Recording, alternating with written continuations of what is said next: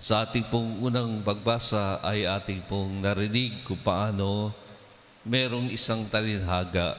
Yung mga punong kahoy ay nag-usap-usap. Sabi nila, pumili tayo ng hari. No? So, ang una nilang pinili ay yung sinabi nila doon sa olibo, ikaw ang maghari sa amin. Sabi ganon, bakit ako maghahari sa inyo? Satisfied na ako. Yung aking mga bunga ay nagiging langis at yung aking kahoy ay nagiging matibay. Yun ang nabibigay ko. Sapat na sa akin yun. Sabi ganon. Tapos sumunod naman, sabi ganon, sila ay nagtungod sa isa pa, doon sa isang ubas. Ikaw maghari sa amin. Sabi ng ubas, bakit pa? Yung aking mga bunga ay nagbibigay ng kasayahan sa hari. Ito ay nagbibigay ng sarap. Yung aking bunga, nagiging alak na masarap. And then sa huli, meron pa sila isa. And then sa huli, merong isang yung walang katuturan, kumbaga yung dawag. No? At wala itong bunga, wala ito. Ito ay kumbaga isang salot na halaman. And then sabi niya, ikaw ang maghari sa amin. And then sabi niya, sige, pwede naman, pero huwag kayong magsisisi kapag ako ay nagpaalam sa inyo, nagbigay ng apoy sa inyo. No? So, dito makikita natin, yung mga pinili nila, ayaw. Ba't ayaw? Kasi masaya na sila sa kanilang buhay. Maganda na yung kanilang buhay. Hindi na tinignan, ito, gusto ko pa ito makuha. No? Alam po niyo mga minamahal ko kapatid, isa po sa mga nagbibigay kalungkutan sa atin ay sapagkat hindi natin tinitingnan kung anong meron tayo. Ang ating tinitingnan lamang ay kung ano yung wala sa atin. Kaya tayo, because of that, tayo ay mahilig umangal. At umaangal tayo sa Panginoon. Unfair ka, Panginoon. Binigay mo ito sa Kanya. Bakit ito hindi binigay sa akin? Hindi ka makatarungan, Panginoon, sapagkat ako dito, naglilingkod ako sa simbahan, pero ito, hindi man lang nagsisimba.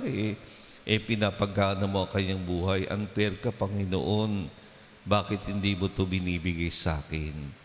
Pero pagtingin natin, unfair ba ang ating Panginoon sa atin? Ay hindi.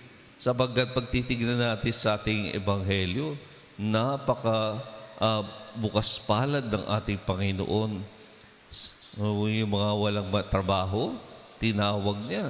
Even yung kahit na ganun, alas 12 na, alas 3 na, tinawag pa rin niya, alas 5. Bakit kayo nakatayo dyan?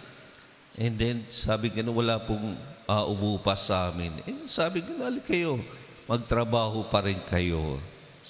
So, ang pagbigay sa kanila ng Panginoon na ikalawang bahagi ay yung kanyang generosity. Pantay-pantay ang binigay sa atin ng ating Panginoon. Nahihiwala ba tayo doon? Pantay-pantay? Bakit pa ito mayaman? Ako mahirap.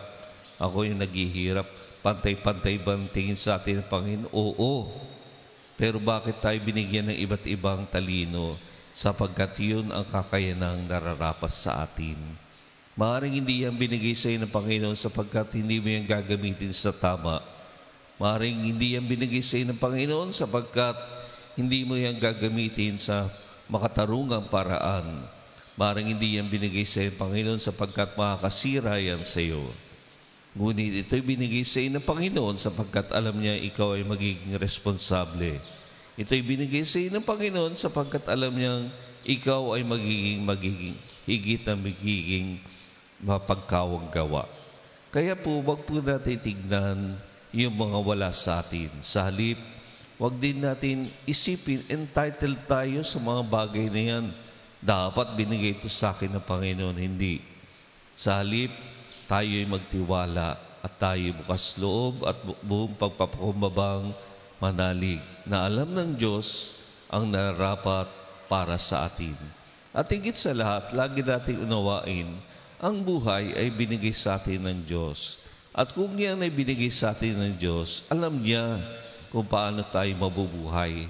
Alam niya ang kanyang bibigay para maging masagana at mabuti ang ating buhay.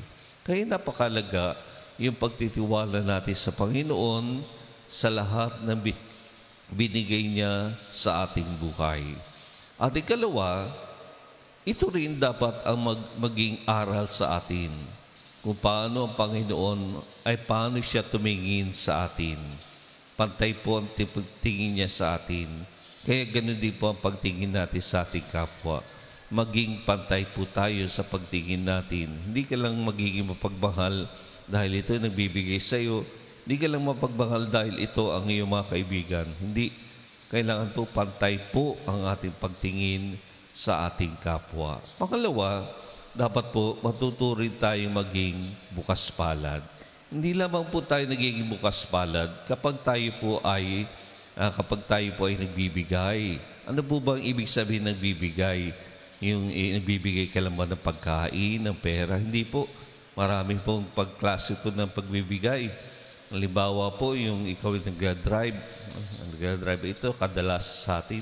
Nagdadrive ka, yung nasa harapan mo ay mabagal.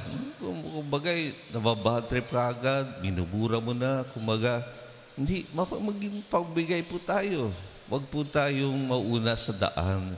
Sali po matuto po tayo maging mapagbigay. Ganun po, ano po yung mapagbigay, yung matuwa tayo doon sa mga nakamit ng ating kapwa. Kumbaga, ito yung mga bagay na kanilang deserving, matuwa po tayo at huwag po tayong mainggit doon sa kung ano man natamo ng ating kapwa. Matuwa din po tayo sa kanya. At kung may kamalasan po na dumating sa ating kapwa, huwag po tayo matuwa sa kanila. Sa halip, malungkot din po tayo. At sana po ipagdasal natin sila upang sa pamamagitan ng ating pagiging bukas palad, lalo tayong pagpalain ng Panginoon sa ating buhay. Sa Miyerkules na ito, ating idalangin sa Panginoon, kababaan ng loob, pananalig, at pagiging bukas palad. Amen.